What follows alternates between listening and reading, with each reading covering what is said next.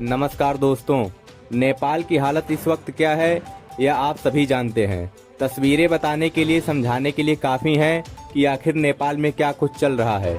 नेपाल का अंतरिम प्रधानमंत्री कौन होगा, अब इसको लेकर युवा सड़कों पर हैं और यह तस्वीरें आप देख ही रहे हैं। पुलिस की नहीं सुनी जा रही है, सेनाओं की नहीं सुनी जा रही है, हर कोई अपने आप में प्रदर्शनकारी बनने की फिराक में लगा हुआ है। और इसका अंदाजा आप इसी से लगा सकते हैं कि युवा सड़कों पर उतरकर अलग अलग मांगों को लेकर सीधे सीधे तौर पर धमकी दे रहे हैं। आप सबने देखा कैसे राष्ट्रपति भवन में घुसने की कोशिश की गई, संसद भवन के अंदर घुसने की कोशिश की गई।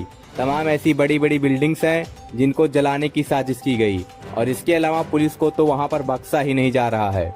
और अब तो ताजा मांग उठाई गई है वहां की युवाओं की तरफ से, खासकर वो युवा जो प्रदर्शन कर रहे हैं उनकी तरफ से यह मांग उठाई गई है कि सुशीला कार्की को अंतरिम प्रधानमंत्री बनाया जाए और बाद में चुनाव कराए जाएं।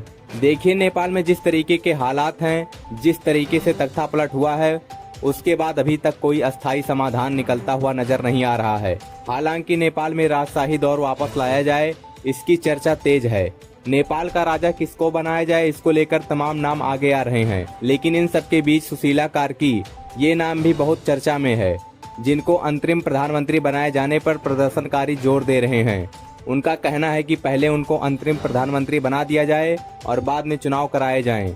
आपको जानकर ताज्जुब होगा कि काठमांडू में सेना की भारी तैनाती की गई है। इसके अलावा जो नेपाल के सेना प्रमुख हैं वो सोचिए 12 सितंबर यानी आज चीन का दौरा करने वाले थे, लेकिन उन्होंने अपनी इस यात्रा को कैंसिल कर दिया। यात्रा को कैंसिल इसलिए करना पड़ा क्योंकि अभी नेपाल में ही हालात ठीक नहीं हैं। वो चाइना का दौरा करके क्या करेंगे।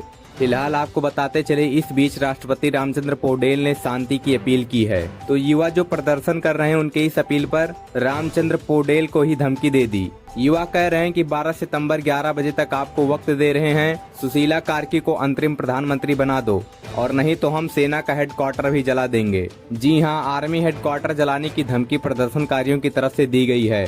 सुशीला कार्की को पीएम नहीं बनाया गया तो आर्मी हेडक्वार्टर को जला दिया जाएगा। यह धमकी प्रदर्शनकारी ने राष्ट्रपति रामचंद्र पौडेल को दी है। अब इसके बाद नेपाल के जो राष्ट्रपति हैं वो लगातार शांति की अपील कर रहे हैं। वो कह रहे हैं कि उनका लक्ष्य संवैधानिक ढांचे के अंदर राजनीतिक संकट का समाधान ढूंढना है, लेकिन इन सब के बीच कौन होगा अंतिम प्रधानमंत्री, इसको लेकर लगातार बहस छिड़ी हुई है। जो जनजी नेता हैं इस पूरे विरोध प्रदर्शन के दौरान उन्होंने अल्टीमेटम दिया है, कहा है कि 12 सितंबर 11 बजे तक का वक्त तय कर लीजिए। सुशीला कार्की के नाम की घोषणा नहीं हुई बतौर प्रधानमंत्री तो फिर आर्मी के हेडक्वार्टर को जला दिया जाएगा और राष्ट्रपति को भी अपने पद से हाथ धोना पड़ेगा।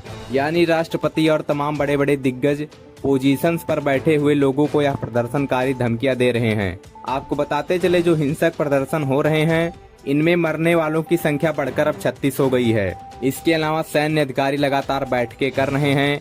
इन युवाओं के जो नेता बनने की कोशिश कर रहे हैं उनके साथ लगातार बैठकें की जा रही हैं, लेकिन अभी तक कोई भी निष्कर्ष निकलता हुआ नजर नहीं आ रहा है। दूसरी तरफ कोशिश की जा रही कि नेपाल में हालात सामान्य कराए जाएं। इस बीच सेना ने गुरुवार को काठमांडू घाटी के 3 जिलों में कर्फ्यू बढ़ा दिया। खबर यह भी मिल रही कि देश के नाम संबोधन जारी करते हुए नेपाल पुलिस ने युवाओं से माफी मांगी है। कहा गया कि देश के होनहार युवा मारे गए और हमसे चूक हुई। सोचिए, यह ऐसा बयान है जिसके बाद यह युवा और ज्यादा उग्र हो सकते हैं, लेकिन फिर भी नेपाल पुलिस ने संयमता बरतते हुए मौके की नजाकत को समझते हुए कोशिश की है कि माफी मांग ली जाए और शायद तब चीजें थोड़ी सी आसान हो जाएं। अब देखिए, जो आप तस्वीर देख रहे हैं ये अपने आप में बताने के लिए काफी है कि नेपाल की सड़कों पर उतरकर अगर विशेष तौर पर काठमांडू का जिक्र किया जाए तो कैसे सड़कों पर बनी बिल्डिंग को जलाया जा रहा है, फूंका जा रहा है। पुलिस, एम्बुलेंस सबको अपना ये निशाना बना रहे हैं। और अब तो इनकी लेटेस्ट मांग यह है कि सुशीला कार्की को अंतरिम प्रधानमंत्री घोषित किया जाए, बाद में चुनाव होते रहेंगे,